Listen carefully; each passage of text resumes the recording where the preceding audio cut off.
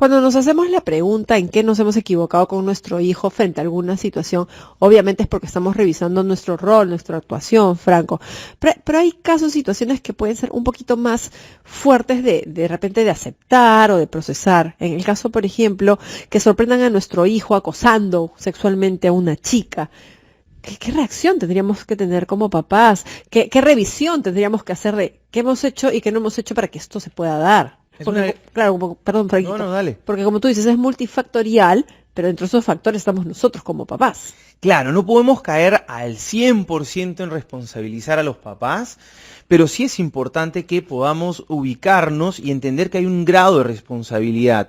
Muchas veces se habla socialmente que deberían subir las penas o los castigos, las consecuencias a aquellas personas que cometen este tipo de agresiones o de violaciones, suponiendo que ahí se va a terminar el asunto. Pero hay que volver también a las casas y entender que desde el hogar podemos generar un cambio sustancial. Y justamente vamos a hablar de este tema del acoso sexual, en que nos podemos estar equivocando nosotros como padres, sobre todo por las últimas noticias, Franco, porque hemos estado viendo en televisión, en los periódicos, muchas denuncias de tocamientos indebidos y de cómo de repente las personas involucradas pueden justificar esos tocamientos como si fueran otra cosa. Claro, hemos estado escuchando incluso de congresistas, hay presuntas situaciones que incluso son personas que representan a la población, nos representan y que ahora están siendo acusados en relación a este tipo de conductas. Es más, incluso el abogado de uno de estos congresistas también tiene una presunta acusación, tiene una acusación realmente de un acoso, de un tocamiento a una sobrina. Ujú. Entonces es un tema importantísimo a trabajar en nuestros hogares, y para poder desarrollar el tema tenemos a nuestra invitada Vanessa Herrera. Ella es médico psiquiatra de la Dirección de Salud Colectiva del Instituto Nacional de Salud Mental. Bienvenida, Vanessa, ¿cómo estás? ¿Cómo estás, Rachel, Franco, a todos nuestros queridos radioyentes, para hablar de un tema tan importante como es la salud mental y prevenir como papás y mamás y cuidar a nuestra familia y a nuestros niños? Gracias, Vanessa, por estar aquí. De hecho, algo importante que estás mencionando, ahora que todos los papás nos están escuchando, primero sería trascendental poder identificar, cuando hablamos de acoso sexual o acoso en general, tendríamos que definirlo bien para que los papás que nos están escuchando puedan entender que es algo más amplio de lo que a veces pensamos. ¿Qué podríamos decir? Así es. El acoso sexual es algo lamentablemente amplio extendido en una sociedad como la nuestra en Perú. El acoso es todo acto inadecuado que invade con gestos morbosos, obscenos, que invaden el sentido de dignidad y el respeto a la persona. Se siente invadida y se siente incluso amenazada, y puede perder la seguridad de caminar en la calle, por ejemplo. Esto puede ser hablando del acoso sexual callejero. Pueden haber gestos, señales, frases, expresiones inadecuadas que dañan la moralidad de esa niña, esa adolescente, de esa mujer que va caminando en la calle. En nuestro país se dice que alrededor de 7 de cada 10 mujeres a lo largo de su vida ha sufrido acoso sexual mientras deambulamos. Wow. Y esto es preocupante, y más preocupante en nuestras niñas, en nuestros niños y adolescentes, donde casi todos mencionan en algunas encuestas haber tenido esta misma situación. Claro, y también, bueno, si nos vamos al escenario de la casa, ya del hogar, al interior, ¿cuántos niños y niñas también que son vulnerados por familiares muy cercanos, ¿no? Porque también estamos hablando de acoso sexual en distintos escenarios, y en el caso del hogar, ¿qué explicación podría haber para ese tipo de situaciones, Vanessa? Así es, el acoso sexual se puede dar en la calle, en el barrio, en el colegio. Tenemos incrementando los reportes de docentes que han tenido acoso sexual a nuestros niños, a nuestros alumnos en general. El incremento del acoso laboral sexual es preocupante. Según algunos estudios, en el país 7, a incluso algunos entornos, 8 de cada 10 mujeres ha reportado haber tenido insinuaciones, gestos por el empleador o por alguna persona que tiene más poder económico, y muchas veces ellas no deciden denunciar esto por el miedo a ser despedidas o a perder su empleo. Y en el hogar, ¿tenemos alguna data de niñas que son vulnerados al interior de sus familias por familiares cercanos? Claro, cuando hablamos ya de la vulneración de esto, hablamos de un acto de abuso sexual. Claro. El acto de abuso sexual es preocupante. En general, las cifras del reporte, según el Ministerio de Salud, se han incrementado en los últimos años, pero en general existe un notable subregistro, ¿no? Es preocupante, y es preocupante, y cuando nosotros, por ejemplo, abrimos el contenido aquí en el programa en relación, por ejemplo, porque hay una pregunta que estamos mencionando para empezar, que es ¿en qué me equivoqué con mi hijo? Es como que estamos volviendo a retomar, no es que estamos diciendo que toda la responsabilidad cae en los padres, porque entendemos que hay una sociedad que influye también, pero estamos como volviéndole a darle cierto grado de responsabilidad a los papás. ¿Podemos reafirmar esta idea? Sí, el cuidado de la salud mental es responsabilidad de todos, pero también en el seno de nuestra familia cumplimos un rol fundamental. Los padres ejercemos el rol de protección, de seguridad, de respeto, de comunicación continua y de confianza. Si nosotros no cuidamos continuamente y detectamos las señales de alerta, de violencia, estamos siendo corresponsables y negligentes muchas veces con nuestros niños si están siendo acosados en la calle y ellos no nos cuentan, están callados, tímidos o no lo mencionan. Si nuestro hijo adolescente empieza por los estereotipos y los modelos inadecuados que hay en la sociedad a repetir gestos que son acoso sexual callejero y no nos damos cuenta tempranamente, también somos corresponsables. Claro, o no nos damos cuenta, o si nos damos cuenta no corregimos oportunamente, porque también ocurre eso. Nuestro hijo, como está en formación, puede cometer alguna situación que de repente no lo hace con una intención, o de repente es parte de aprender a equivocarse, pero si como papás no lo corregimos y no le marcamos la pauta, ahí sí nosotros nos estamos recontra equivocando. Entendemos entonces que el acoso puede darse en distintas situaciones, tanto en el trabajo, en las instituciones educativas, en el hogar, en la calle, y también entendemos que las razones o las causas que llevan a este acoso pueden ser multifactoriales, en donde en el hogar los papás también cumplen un rol importante. Nosotros estamos aquí en Sin Vueltas por RPP, país que tenemos la gran oportunidad, tenemos harto terreno por trabajar, por generar cambios para poder entregarle a nuestros hijos un país mejor, a nuestras hijas principalmente, un país mejor en donde ellas puedan caminar en la calle y sentirse seguras. Rachel, es importante que estamos mencionando, y justamente tenemos una invitada, Vanessa Herrera. Nos estabas comentando una pregunta importante, Vanessa. A muchos papás les puede costar o se les hace difícil entender que hay una asociación muy directa entre lo que podemos decirle a nuestros hijos cuando son pequeños, como las mujeres se encargan de los roles domésticos y los hombres se encargan de otro tipo de actividades, y asociar este tipo de conductas con, en un futuro, conductas de acoso. ¿Cómo podríamos ayudarlos a entender? Qué importante esto que mencionas, Franco. Lo cierto es que los roles que hacemos los padres van a repercutir hasta en 3 generaciones en nuestros sistemas familiares. Sobre todo los primeros 8 años van a impactar notablemente en el rol que ejerza en las masculinidades de nuestros hijos varones y en el equilibrio de poder y de respeto en igualdad a las mujeres y a los varones. Entonces, si un varón, por ejemplo, en la casa tiene una actitud machista, minimizando a la mujer, violentándola, o simplemente llegando y que le sirvan, ¿no? Haciendo que al varoncito se le sirva la presa más grande, o se le sirva más, y la niña tiene que reservar en la comida después de estudiar, pero al niño varoncito no, o al hijo adolescente no se le asume involucrarle en las tareas domésticas. Son lamentablemente errores muy frecuentes todavía en los sistemas de crianza peruanos. Vanessa, está clarísimo que todo este tipo de situaciones que tú nos comentas influyen en que un chico pueda volverse tal vez en algún momento un acosador.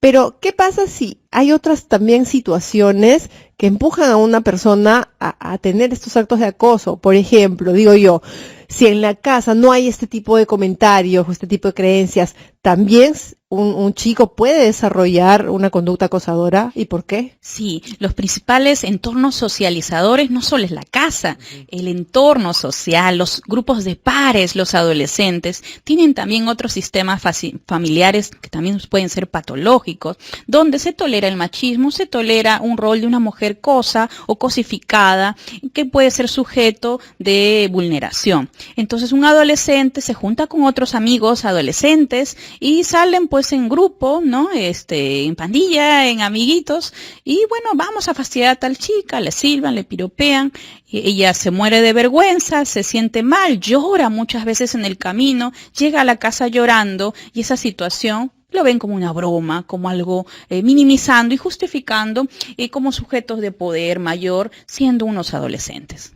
Ahora, ¿cómo hacemos? ¿Cómo hacemos si es que estos chicos, estas chicas, porque entiendo que la influencia no solo cae en los chicos, también en las chicas el machismo cae en ambas partes? ¿Cómo hacemos si es que ellos ven que directores de colegio, que profesores, que policías, que incluso congresistas, personas que representan a nosotros en general, autoridades, cometen este tipo de actos infames, ¿no? ¿Cómo hacemos para poder enseñarles desde casa y romper con esta corriente? 8 de cada 10 mujeres que sufren de violencia no llegan a acudir a los servicios públicos. Y la principal razón que encontramos en el Estado peruano por la que no acuden es porque no confían en las instituciones públicas, no confían en comisarías, no confían en autoridades públicas, no confían incluso en operadores de salud, ¿no? Entonces todos somos corresponsables de tener un alto sentido de respeto y de derechos humanos, un alto sentido de ética social y de pensar en el desarrollo humano de nuestra familia y la generación futura libre de violencia. Vanessa, hemos estado conversando cuánto influye las creencias machistas en este tipo de conductas acosadoras, pero ¿qué otro tipo de conductas o de repente de situaciones en el hogar podrían predisponer a que un adolescente tenga una conducta de acoso sin tener, o sea, ¿es necesario que tenga en su mente esa estructura machista o puede ser también un tema de necesidades no satisfechas a nivel afectivo? ¿Hay algunas otras explicaciones también que se añadan a esta situación de acoso? Claro, el tema de acoso sexual es un tema muy amplio y a nivel sociológico complejo de analizar. Pero además de esto, si añadimos que tenemos una familia patológica en la cual cada quien vive en su cuarto, cada quien come en su cuarto, no hay sistemas de comunicación. Ese adolescente está deprimido o ansioso. La depresión en la adolescencia se manifiesta no solo con tristeza, sino con irritabilidad y actos agresivos. Entonces busca vulnerar a otra persona como una forma de descargar su rabia y su cólera hacia su propia familia.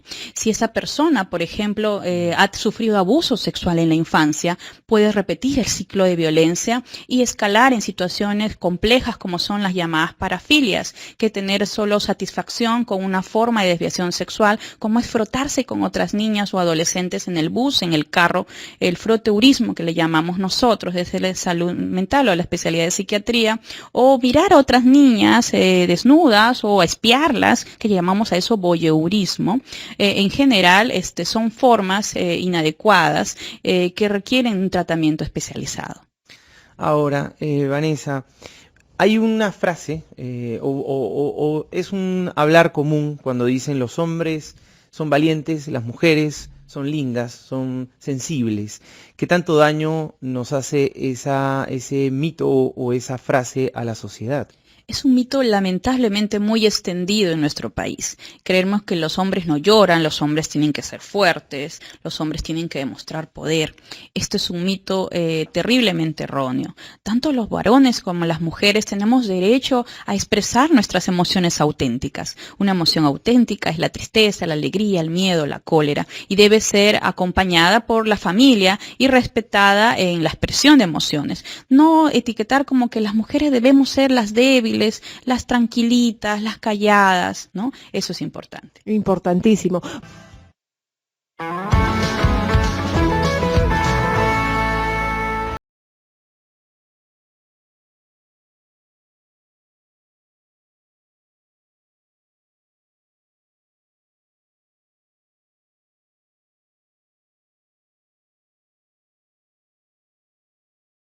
conversando acerca de las posibles razones que pueden llevar a un adolescente a ser acosador sexual y bueno, luego para el futuro también, ¿no? Y estamos con nuestra invitada Vanessa Herrera, médico psiquiatra, y bueno, estábamos conversando justo acá en la pausa que era desde dónde era mejor enfocarlo, y tal vez podríamos hablar, Vanessa, de aquellas familias que sí están haciendo bien las cosas, cuáles son aquellas conductas que al interior de la familia pueden prevenir la violencia, ¿no? Más que cuáles causan, cuáles previenen. Se habla mucho de las familias suficientemente buenas. ¿Nos podrías explicar un poquito más a detalle este concepto?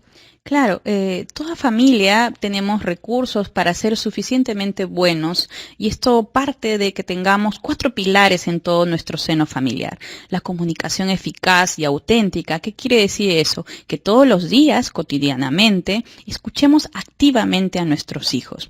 Eso implica que lleguemos a casa y no solo nos demos el checklist de qué cosas hacemos, qué cosas he hecho, tareas, sino escuchar y mirar a los ojos a nuestros hijos, jugar con ellos. Hemos perdido la capacidad de jugar y tirarnos al piso, conversar con nuestros hijos adolescentes, escuchar su música y hablar en su idioma, en su lenguaje y hablar fluidamente con ellos. Esto debe ser no menos de 1 hora y media al día, es lo recomendado.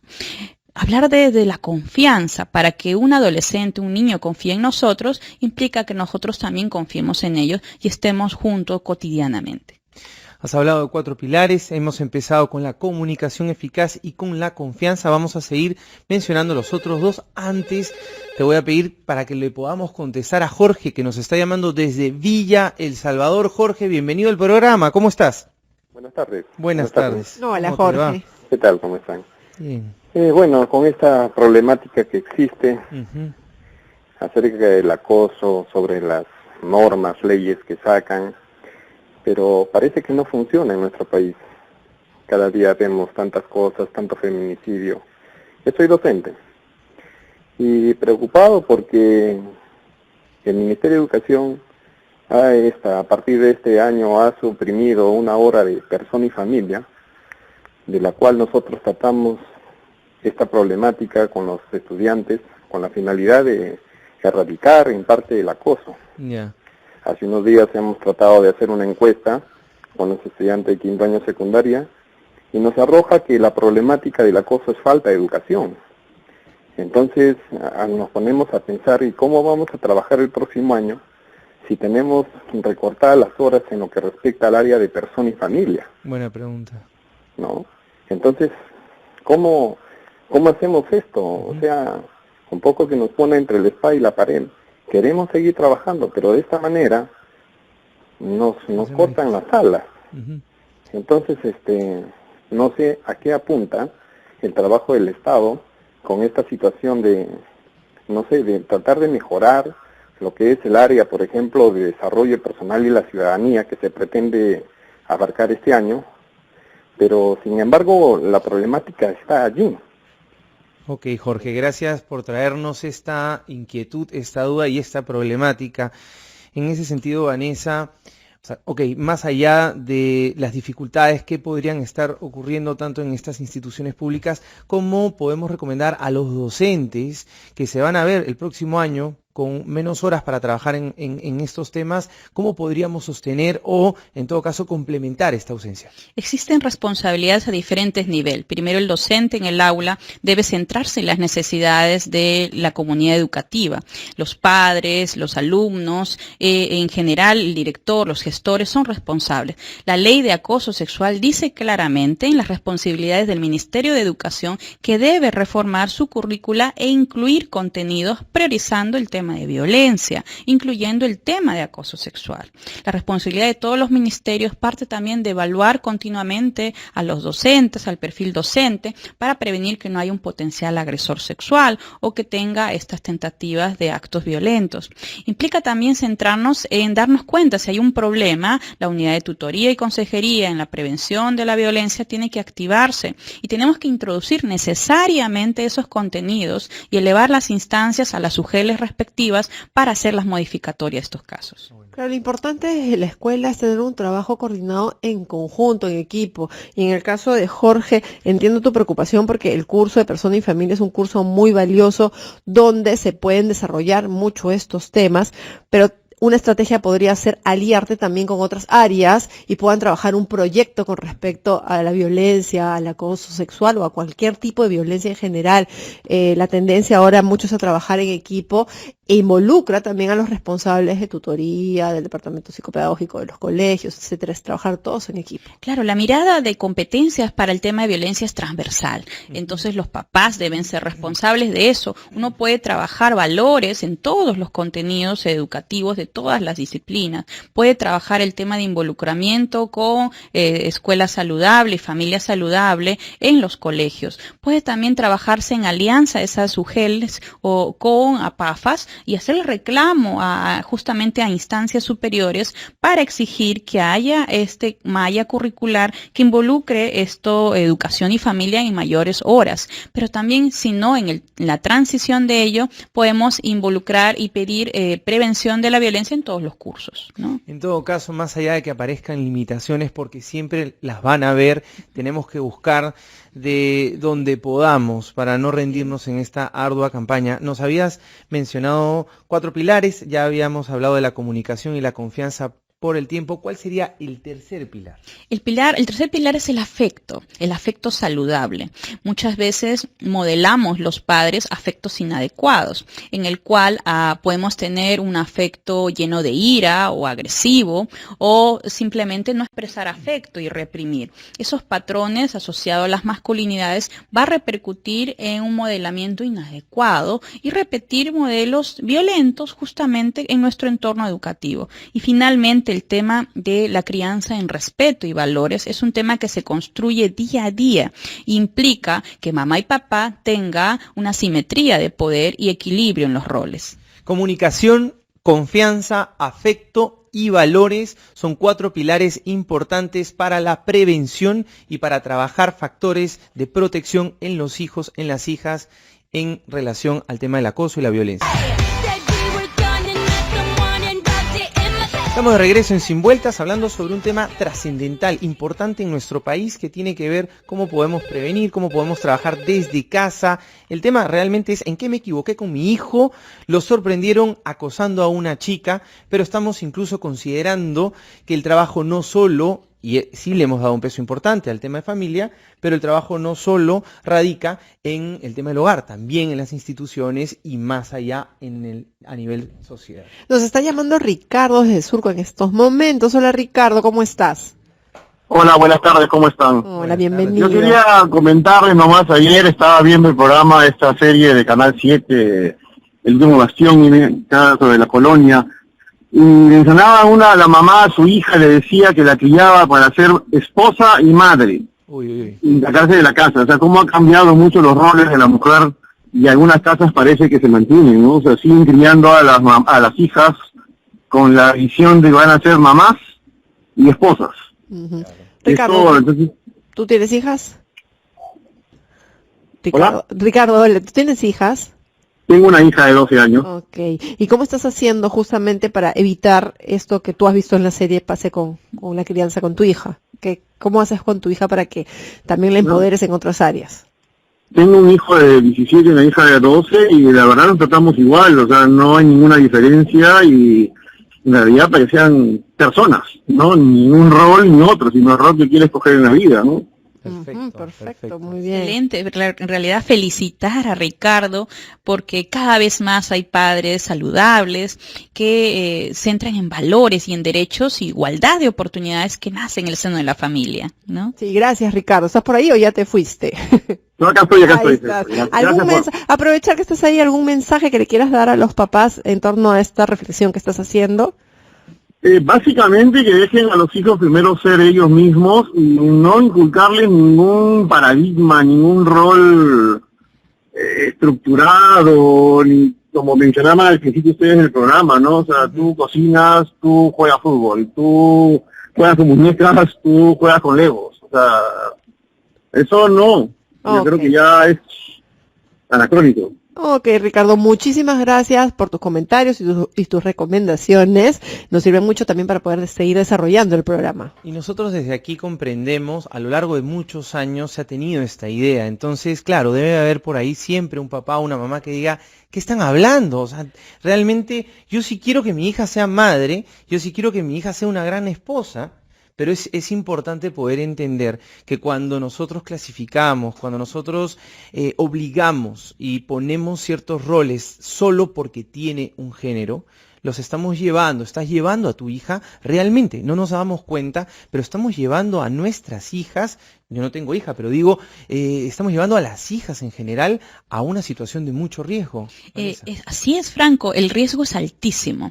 La rigidez en las familias va a llevar a impactar toda la vida de esa persona. Si esa niña crece creyendo que debe aceptarlo todo, que debe callarse, no quejarse, no hablar de igual a igual, su rol de desarrollo y empoderamiento en su comunidad, en el trabajo y escalar en roles de liderazgo van a ser pocos, lamentablemente. Vemos que cada vez hay menos representatividad, por ejemplo, en las alcaldías de mujeres. Vemos que las personas todavía no denuncian los temas de acoso sexual o de violencia en general. Vemos que ante una situación injusta, muchas niñas o adolescentes no lo logran informar a los padres oportunamente.